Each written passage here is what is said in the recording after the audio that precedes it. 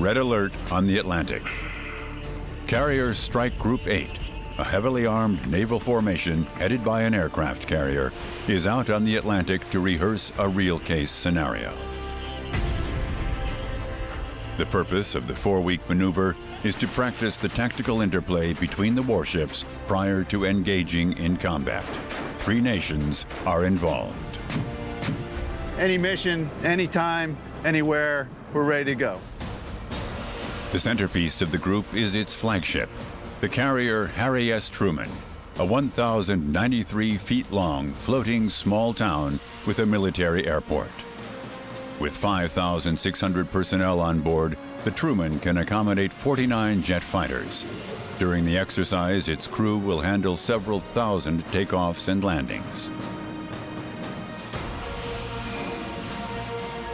The physical demands are so massive that all those involved always have to push themselves to the very limit. Being out here is definitely stressful. It's a very stress-high environment. A further 1,400 naval personnel are serving on the group's destroyers and frigates. Over the next few weeks, they too will be engaged in the most demanding military exercises. Ocean 1, Ocean 2, fight to fire! Fire on board has to be combated swiftly and effectively. Medical teams have to ensure that those with injuries or burns receive prompt attention. Man overboard! Man overboard!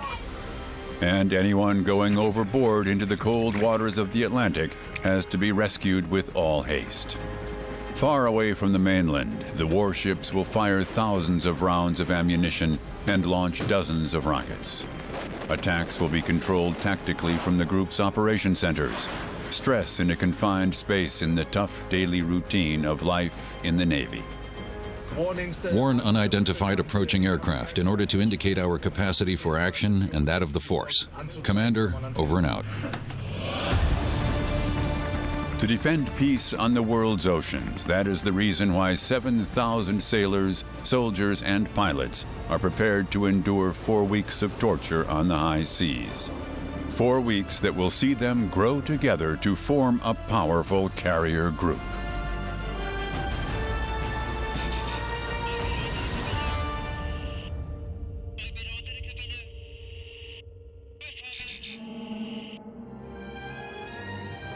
Norfolk Naval Base in Virginia is the biggest naval base in the world. It is from here that the warships of Carrier Strike Group 8 will set out to take part in one of the toughest military maneuvers staged by the U.S. Navy. Its flagship is the huge aircraft carrier USS Harry S. Truman.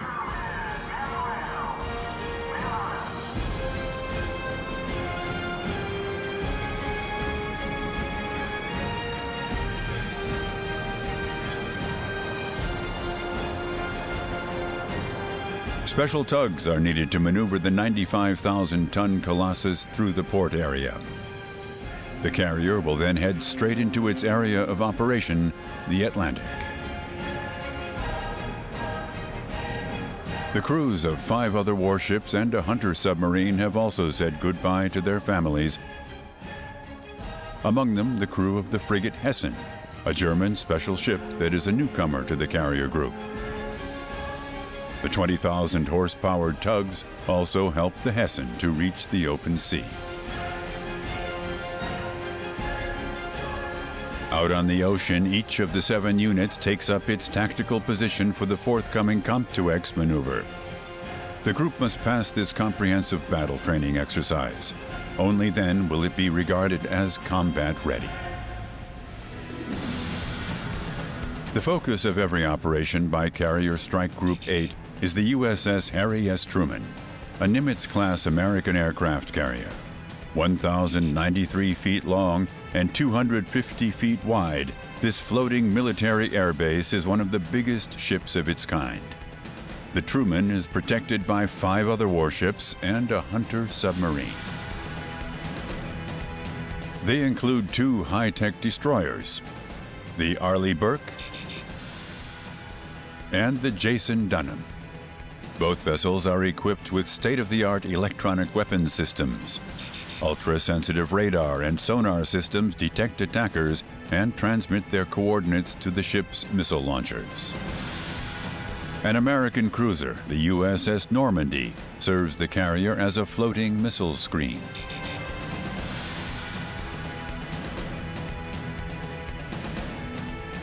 The eyes and ears of the strike group is a German naval vessel, the Hessen. Its special field is aerial reconnaissance. The smallest ship in the group is the Roald Amundsen, a frigate belonging to the Royal Norwegian Navy. Together with a Los Angeles-class hunter submarine, it circles the entire group like a guard dog in order to repulse attackers from all sides. Supreme Commander of Carrier Strike Group 8 is Admiral Eugene Black. He controls and monitors every operation by the group. The Admiral is ever mindful of the task of his Carrier Strike Group. 98% of the commerce that flows across the globe flows at sea. And strike groups and the ships that make them up and the aircraft guarantee that free flow. It's the start of a new shift on the deck of the Harry S. Truman. Today, the crew will be taking part in a complex air defense exercise. All 49 combat jets will soon be taking off in quick succession. But first, the crew have to check every millimeter of the flight deck. Any piece of metal, no matter how small, could become a serious threat to the jets on takeoff. The flight deck has a special surface comprised of a mixture of rubber and scouring powder. This makes it extremely durable and ensures that despite the moist sea air, it is especially skid-proof. With the runway only 820 feet long, this is hugely important when the fighters take off and land. The Foreign Objects Debris Walk, FOD for short, is a mandatory part of the morning program. Despite the tremendous care taken in working on deck, when the crew comb the 194,000 square foot runway, time and again they find dozens of small parts. Once the deck has been given the all clear for flight operations, the pilots head for the runway. Those allowed to take off here are among the elite of the U.S. Air Force. After being put through special Top Gun training, the pilots have passed the Naval Flight School's toughest test, an accolade which, amongst other things, brings with it permission to take off and land on aircraft carriers. This air wing, comprised of the several squadrons that we have aboard, come from 5 different bases. When we do our separate training in those 5 bases, we then come together for different air wing events so that we can practice working together, and then we come aboard the aircraft carrier for several different training evolutions. 1,800 people in the air wing, that when integrated with 3,200 people in the aircraft carrier, build quite a team of 5,000 people ready to go forth and do good work. Working on the deck of an aircraft carrier is highly strenuous for the men and women of the air wing and the pilots of the Super Hornets. A shift lasts 12 hours, sometimes even longer. Besides the physical exertions, the team have to cope with extreme noise, high temperatures, exhaust fumes, and fine dust. Despite this pressure, it must be perfectly clear what each person is responsible for. This is regulated by a special clothing scheme. Shirts of different colors identify the various teams and their jobs. Brown is the color worn by the plane captains. They are the aircraft technicians. Each jet bears the name of its technician. An unwritten law says that the Super Hornet is the plane captain's baby. The pilot of the F-18 merely borrows it from him. The sailors in purple call themselves grapes. They refuel the jets and manage the 12,000 tons of special fuel on board the Truman. JP5 kerosene is a safety fuel with a particularly high flash point. Nevertheless, refueling the aircraft is a highly dangerous operation. Consequently, every valve on the tank hoses and the complex pump structure is monitored closely from the control center.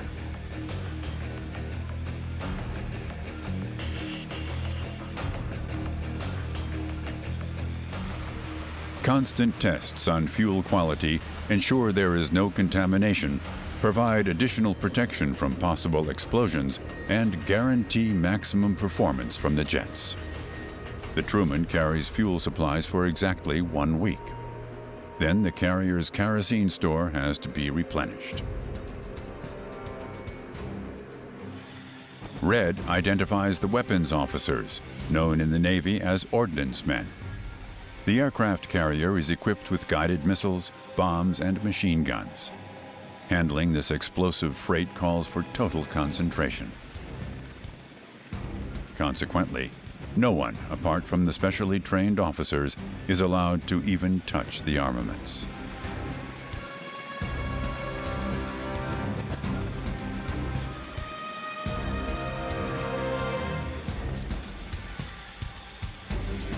Shortly before takeoff, the ordnance men fit the Super Hornets with bombs.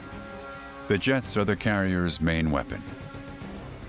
Without them, the steel giant would be virtually defenseless. Some of the bombs weigh up to a ton. The officers can only lift them and attach them to the jet with the help of a winch. The Super Hornet's machine gun is now loaded. In a dogfight, the crew would have exactly 578 rounds available.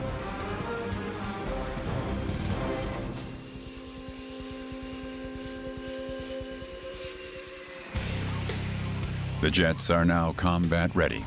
Time for the yellow shirts to go into action. They regulate the traffic on deck.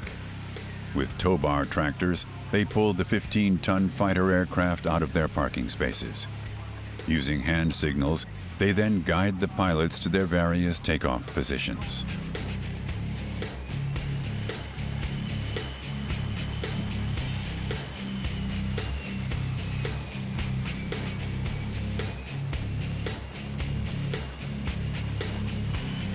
The jet blast deflector is raised, a seawater-cooled heat shield that provides protection from a jet's exhaust. From here on, the sailors in green, the hook runners, take over. Their job is one of the most dangerous on the flight deck. They are in direct contact with each pilot right up until takeoff. Each aircraft is directed to the catapult sled with absolute precision until the takeoff hook engages. The catapult then tightens, and the sled and the jet are under tension. The green shirts also program the catapult system. Based on the takeoff weight of the jet, they set the speed of the catapult, which must accelerate the F-18 so that it will take off at the end of the short runway. What happens is that below deck, steam is forced into a cylinder. When sufficient pressure has built up, the system is able to hurl a jet into the sky. The takeoff speed of an F-18 calls for steam pressure of 1,300 pounds. Things are now getting serious. The first Super Hornet is ready for takeoff. A final technical check sees the white-shirted aircraft inspectors instruct the pilot to activate all the flaps and control surfaces one last time. Then they give their go.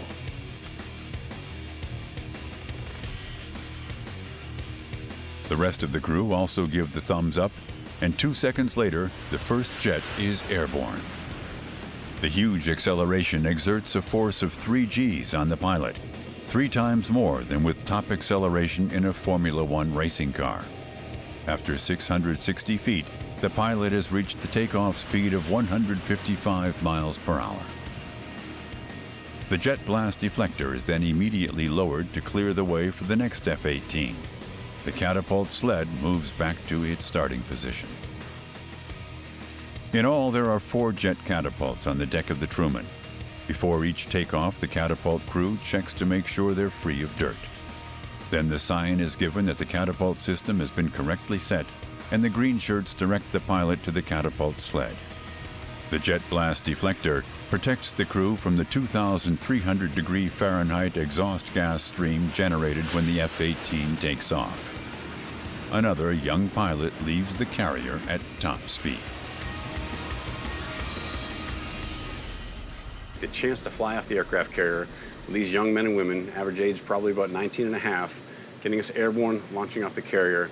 It is a fantastic experience to see the different mission sets on a daily basis as we're adjusting from one to the other, and I'm very, very, very happy about that. During the maneuver, all the jets have to take off and land at least once a day. According to a study by the aircraft manufacturer, working on the deck of a carrier is more stressful for the flight personnel than actual combat is for ground troops. This then is tough training geared to preparing the entire crew for U.S. naval operations worldwide. One particular challenge for the catapult crew is launching E-2D Hawkeye reconnaissance aircraft. In contrast to their F-18 colleagues, the pilots take off at the lower speed of 118 miles per hour. However, their aircraft are a lot bulkier and demand maximum concentration from the runway crew in the complicated setting of the catapult facility.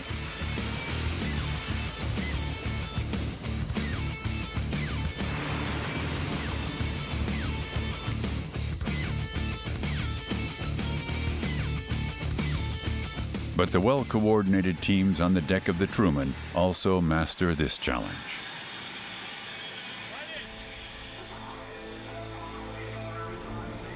During the takeoffs, the carrier's bridge and tower are also a hive of activity. To make it easier for the pilots to take off, the captain sails the vessel into the wind at full speed. This gives the jets additional lift, and they consume less fuel.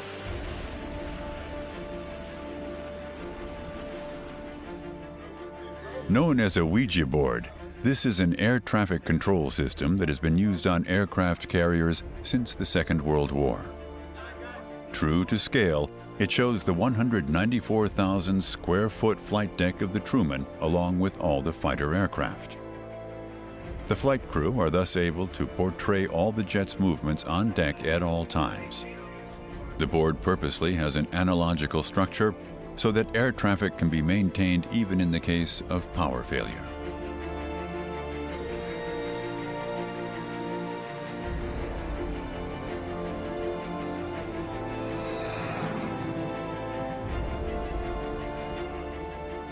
The last F-18 pilot now follows his colleagues. The so-called air defense exercise is underway.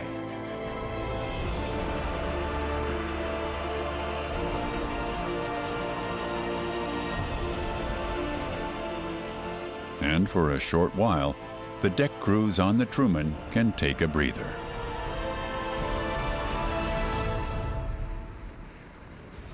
The airspace above the group is now full of combat-ready Super Hornets. The air defense exercise, ADEX for short, is in progress with the pilots simulating attacks on all 6 ships in the carrier strike group. The aim is to practice coordination between the various units in joint air defense. The combat aircraft have enough fuel for 2 hours, enough time to make the crews of the warships break out in a cold sweat.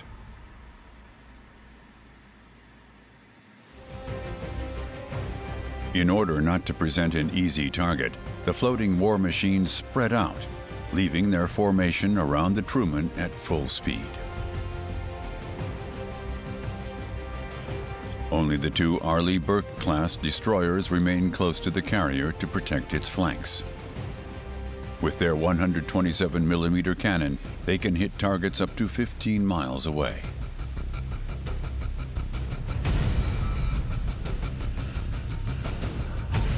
The USS Normandy provides protection from aerial attack. Its special area is missile defense. The vessel takes up position well away from the rest of the group.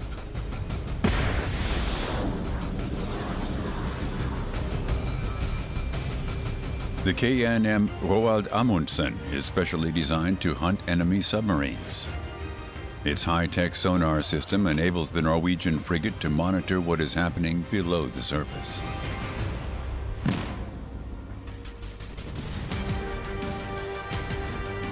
The most important warship in the air defense exercise is the German frigate Hessen. With its sensitive reconnaissance technology, it is the eyes and ears of the naval group.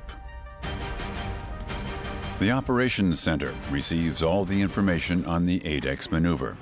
For the reconnaissance specialists on the high-tech vessel, the air defense exercise is the most important military maneuver in the entire COMTUEX, a training program involving a total of some 200 naval combat maneuvers. In order to be allowed to participate in real combat operations, the sailors must complete today's exercise successfully. The Normandy bearing in 240 in 16 miles. Harry S. Truman goes on 015 at 1340 with 10. During the ADEX maneuver, the huge rotating radar on the stern of the frigate is the most important instrument for detecting an enemy.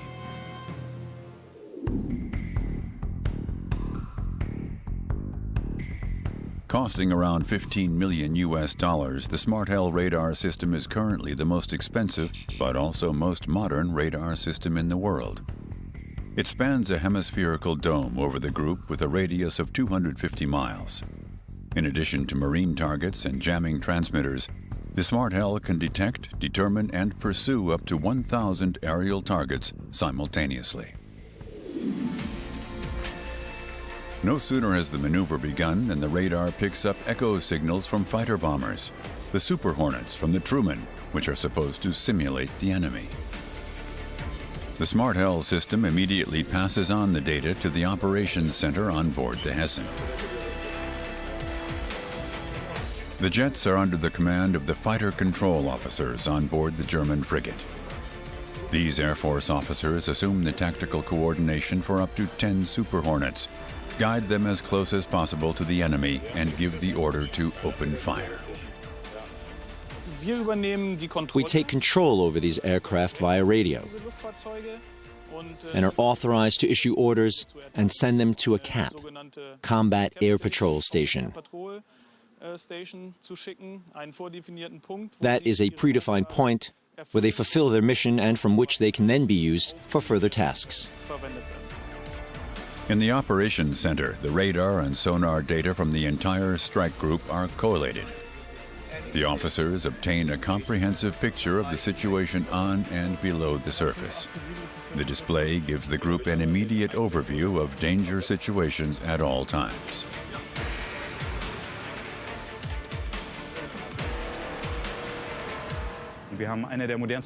This is one of the world's most modern operations centers. We can see land contours. We can see if an object is an aircraft or just a ship, or possibly even a submarine. The coloring enables us to tell fairly quickly if there's a threat to our ship or our group. We quickly inform the other ships in our group so that everyone has the same information. And based on this, we make a decision that can mean the difference between life and death. Two fighter bombers cannot be clearly identified. Some jets are equipped with a radar jammer, which masks the aircraft's strategic goal or transmits misleading information. The officers on board the frigate have noticed the intruders. It's an unknown, unidentified object. As long as he doesn't change his altitude, he's no threat to the force. However, the F-18 pilots are heading for the carrier group. They aggressively increase their speed and reduce their altitude, a clear sign of hostile intentions.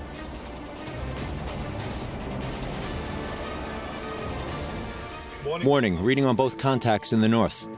Frigate Captain Pfennig now has to take a decision. The crew have warned the aircraft 3 times not to come any closer, but they're still approaching. Will issue final warning to Dingbat, strength through 6,000 feet in overflight. No response, Herr Kapitän. The aim of this exercise is to identify enemy aircraft in good time and warn them not to come any closer to the group. Then, if necessary, combat them. Despite a final warning, the pilots are staying on course. The Hessen is preparing for an attack. The German Navy frigate has a highly sophisticated multifunction radar system. The Active Phased Array Radar, APAR for short, is located in the ship's diamond-shaped tower. This fire control radar system tracks enemy targets via a focused beam of incessant radio waves. Once it has detected them, the radar can track several hundred aircraft and missiles simultaneously from a distance of 100 miles. The missiles, guided by the radar systems, can even hit jets traveling at supersonic speeds. In a real-life situation, Frigate Captain Pfennig would now give the order to combat the enemy jet. The radar data are transmitted to the Arleigh Burke destroyers and the guided missile destroyer USS Normandy. They are combat ready in seconds, and their defensive missiles can track and destroy attackers via the APAR's guide beam.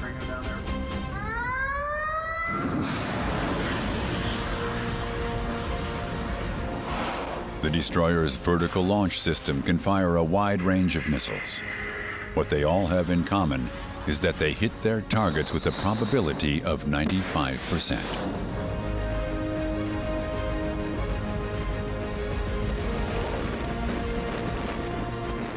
The situation is getting too hot for the attacking aircraft. They pull off.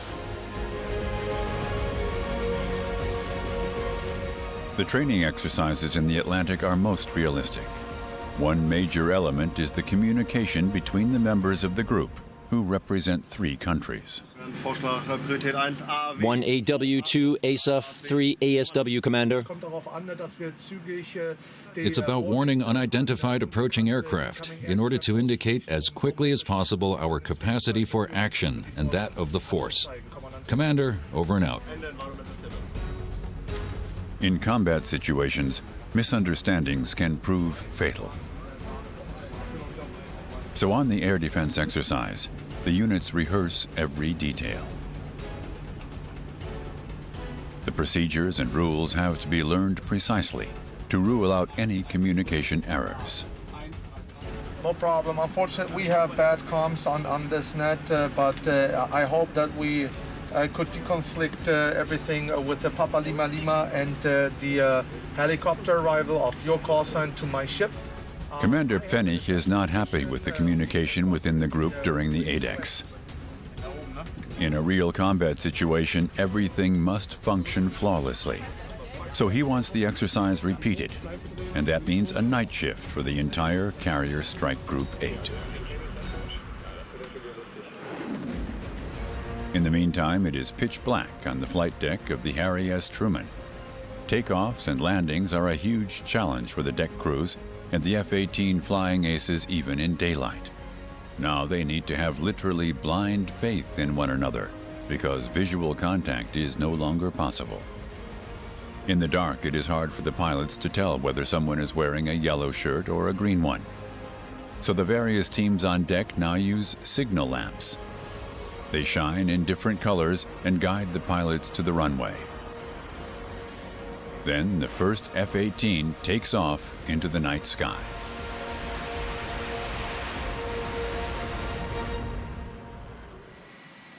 The darkness is also dangerous for the weapons officers, who are normally easy to identify in their red shirts. The missiles are sensitive, so when equipping the jets, the officers have to take great care not to stumble or move the wrong lever. But they're well trained, and every movement is performed just as accurately at night as it is in daylight.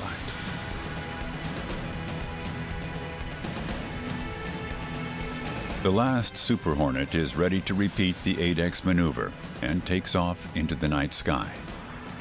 Once airborne, the pilots navigate according to their onboard instruments and the instructions from the Truman's Tower.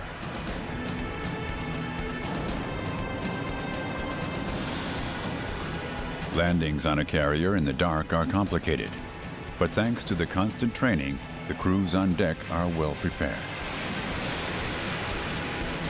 Extremely robust steel cables are tensioned right across the flight deck to snag the Super Hornets and bring them to a halt from full speed. Catching a cable with the aircraft's tailhook at night is an almost acrobatic feat. When the last Super Hornet has reached the safety of its floating military airfield, the lights on the Truman's flight deck are extinguished.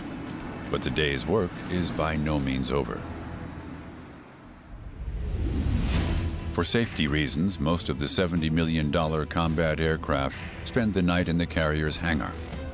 3 giant elevators on the right-hand side of the steel giant and one on the left transport the 34-ton jets 33 feet below deck. Covering an area of 3,880 square feet, each of the deck edge elevators, as they're known, is roughly the size of a basketball court.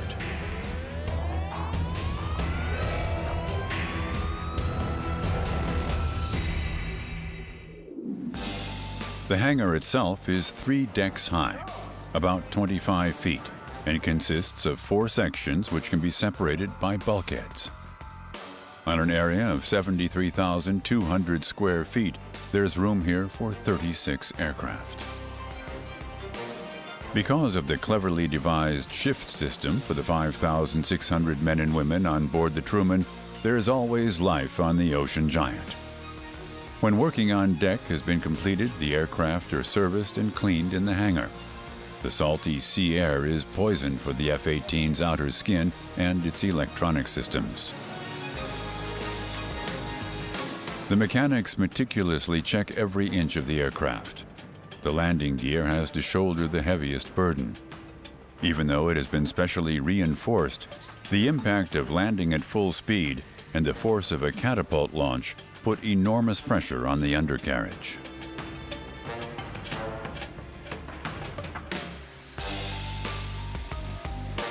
Night after night, the crew in the carrier's hangar ensure the entire air wing remains ready for operation.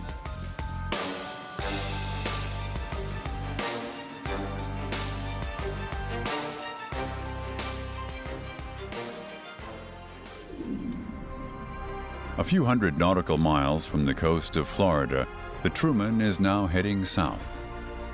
The mood on the bridge of this floating fortress is relaxed. Today there is no set program within the COMP2X training plan, and the units have no idea what to expect. Carrier Strike Group 8 is moving in a fictional theater of operations.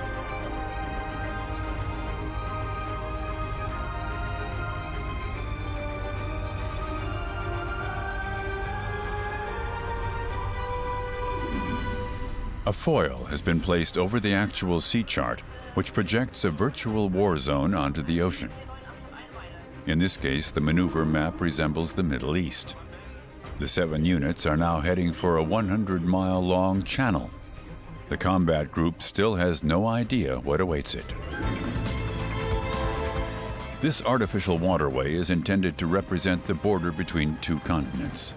The channel is extremely narrow.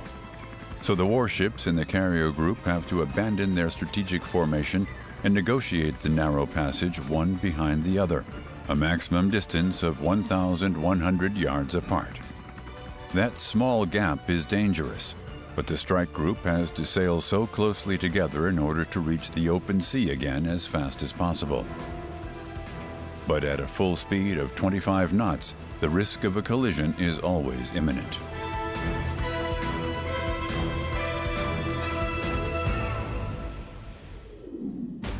The vessel leading the convoy through the strait is the German frigate Hessen. With its high-tech radar, the Hessen is the carrier group's reconnaissance ace and will be the first vessel to detect any attackers. Sailing close behind is the USS Normandy. Its role is to protect the aircraft carrier, which is next in the convoy, from missile attacks. Behind the Truman and securing the convoy's rear are the KNM Roald Amundsen and the 2 Arleigh Burke destroyers. At the head of the convoy, the Hessen is sailing at full speed. So far, everything is peaceful around the group. Commander Pfennig is leading the units safely through the narrow strait. What is the speed of the carrier? 10. Carrier sailing at speed of 10 knots. New course 230. Perfect. But if the carrier's only doing 10 knots, we have to make sure we're not going too fast. Passing through a strait is highly dangerous for the group. The narrow navigation channel makes it an easy target. The frigate's commander is suspicious. On the port side, hostile contact has been made. 3 speedboats are approaching the group. They aim to force their way in between the ships. There they'll be safe from attack, because the risk of one member of the group hitting another with its missiles would be too great.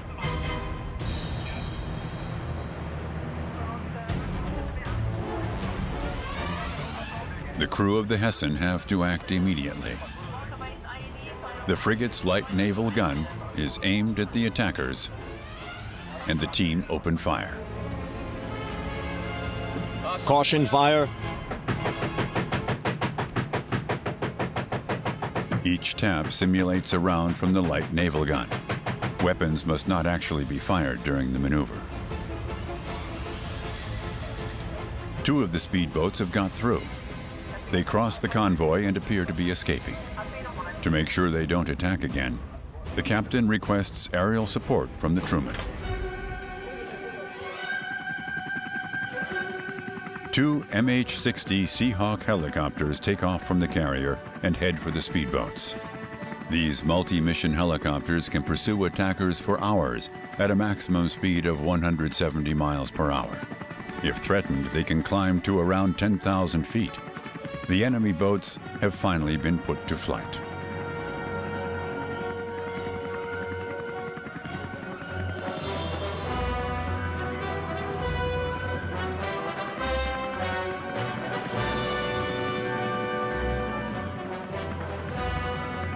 Since the helicopters are now at an acceptable distance from the carrier group, the pilots practice firing their Browning M2 machine guns. They also practice firing their missiles and their 6-barreled fully automatic weapons on this area of open sea.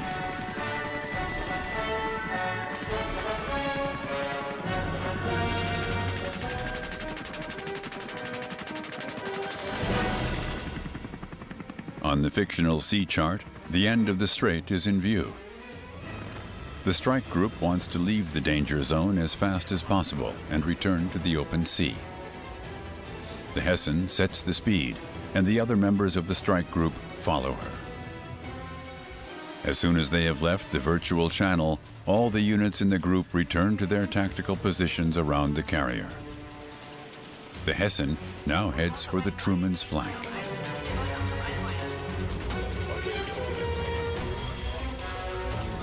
But something is wrong. Suddenly, 3 red objects appear on the radar screen. Strike Group Command has loaded a new, and this time digital, maneuver scenario onto the frigate's computer. The 3 enemy warships exist only on the screen. Nevertheless, they must be combated. The ship has a positive position we want to take from it. We'll reduce speed.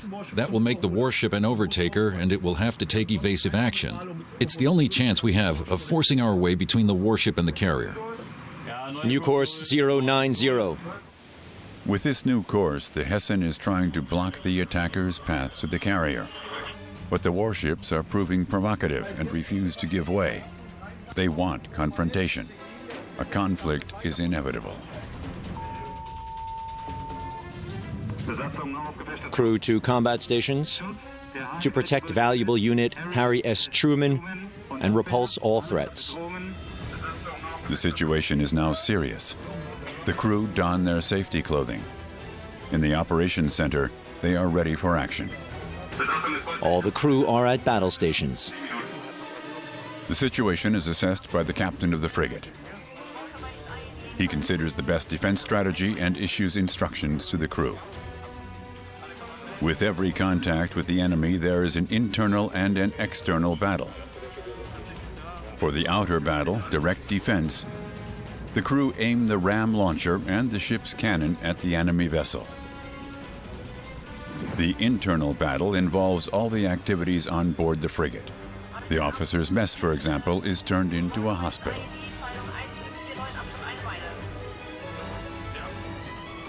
The enemy ships immediately open fire on the frigate. Even though this is a digital simulation, on the screens in the operations center, everything seems frighteningly real. Cover, cover, cover. Banga, banga, banga. Hit on the port side. Repeal cover. The Hessen has been hit directly behind the operations center. There's fire in 9 Bravo 0. Smoke expansion equals room size. But the team in the operations center focus solely on the external battle, engaging the enemy. At the same time, their colleagues are preparing for the internal battle, rescuing the injured and putting out the fire.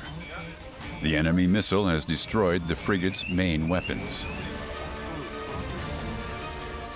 VLS and RAM aft have been lost, RAM forward is redundant, and we have fire in 9 Bravo 0. It must be extinguished to launch Harpoon missiles. And there is even worse to come. A jet fighter is taken off from the Truman. Its sole mission is to attack all the ships in the strike group.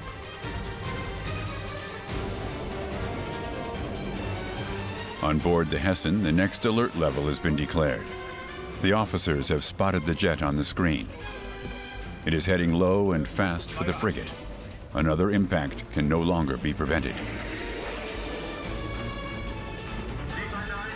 Cover, cover, cover. Banga, banga, banga. Another direct hit. In a real combat situation, a second highly effective military missile would have struck the frigate's steel hull. The crew in the operations center register the level of destruction on board. This interactive control monitor provides the officers with an overview of all the damage on board, including the fires. From here, the information is passed on immediately to the bridge and the operations center. The ship is in a disastrous state. Numerous sailors are missing or injured. The firefighting crews are trying to get control of a blaze directly behind the bridge.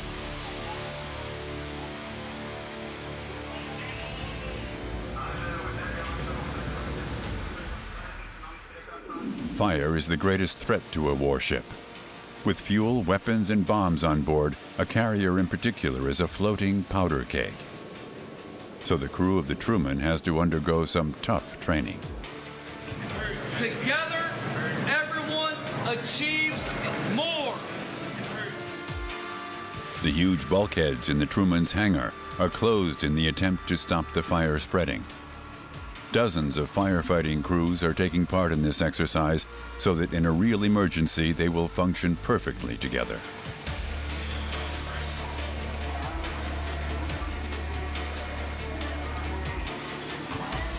The firefighting gear is as heavy as lead.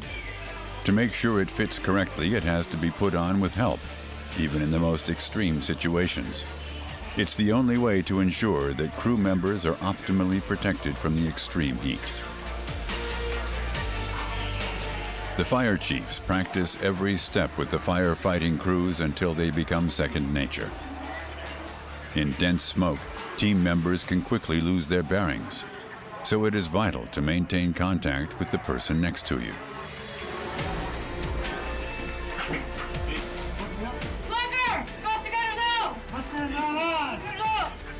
The hatches and gangways on the Truman are extremely narrow. This makes the design of the huge carrier particularly stable.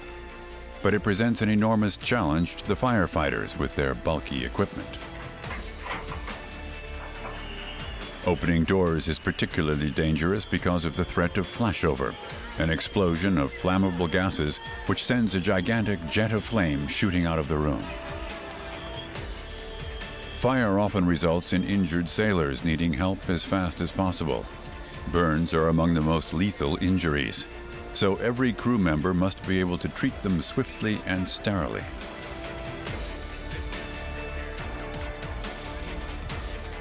Fighting fires and rescuing injured sailors is one of the most important skills the crew trains in order to guarantee the survival of the 5,600 men and women on the Harry S. Truman in a conflict situation. The German frigate Hessen has taken 2 big hits. Weapon systems have been disabled and the whole ship is on fire.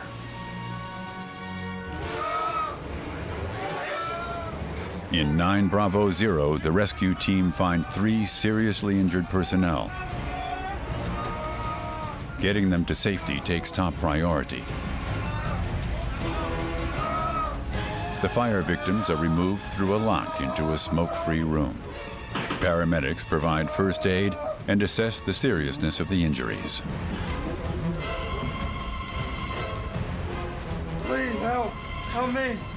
An American soldier's face is severely burned. I can't breathe. Is there something good on your face? Okay. All right. It hurts really bad. And I can't breathe. His friend has an open fracture of the arm and is bleeding. He's screaming in pain. This realistic scenario increases the paramedic's stress level. The aim of this exercise is for everyone to stay calm. It's too dangerous here for the injured. They need to be taken to the hospital.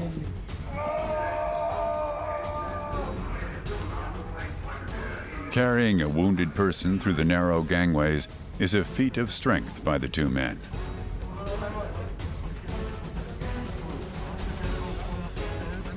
Only a short while ago, the pair treating the wounds of the injured were preparing food for the crew. They're the frigate's cooks. Now they're lifesavers. They will stabilize the injured until the ship's doctor gets to the hospital.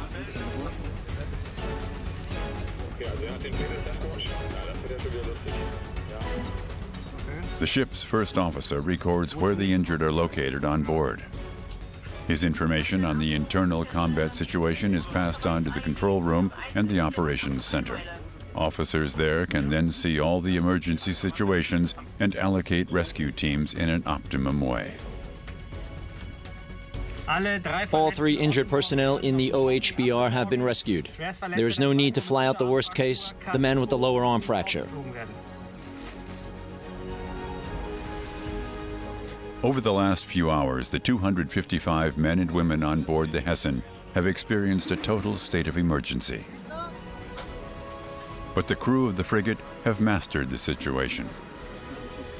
Their injured comrades have been taken care of, and all the fires put out. Another COMP2X maneuver has been successfully completed.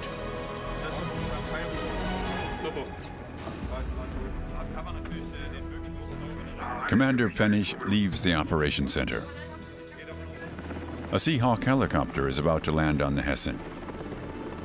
On board is Strike Group Supreme Commander Admiral Eugene Black. He wants to get a first-hand view of the situation. He also wants to discuss a joint strategy for the COMP2X program for the next few days with the captain of the frigate.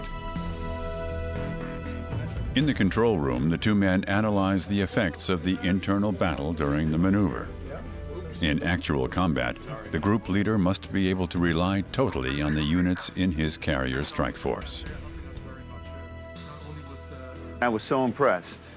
The sailors are motivated, they're well equipped, they're well trained, they're ready to do any mission, from fighting the ship in terms of defending it or defending other, for example, this aircraft carrier, to if they take battle damage, they're ready to stop the flooding and put out the fire. It was an impressive showing of a very capable ship, and I feel lucky that I got to go. So it's not as if we're certifying Hessen to be ready or not ready. We know she's ready. We're just working her into the team. Admiral Black is satisfied. The German frigate Hessen, a newcomer to the strike group, has passed the maneuver test. The German Navy's special ship is now an integral member of Carrier Strike Group 8, the force centered on the aircraft carrier USS Harry S. Truman. The units in the Naval Strike Force face another 3 weeks in the Atlantic. In particular, supplying the ships and the 7,000 sailors at sea will pose an enormous challenge. Tons of food, munitions, and fuel will have to be taken from deck to deck with the ship traveling at full speed. Supplying this floating small town in the middle of the ocean and preparing it for its forthcoming operations will be a further COMP2X test Carrier Strike Group 8 will have to pass. Only then will it be allowed to go into operation to safeguard peace on the world's oceans.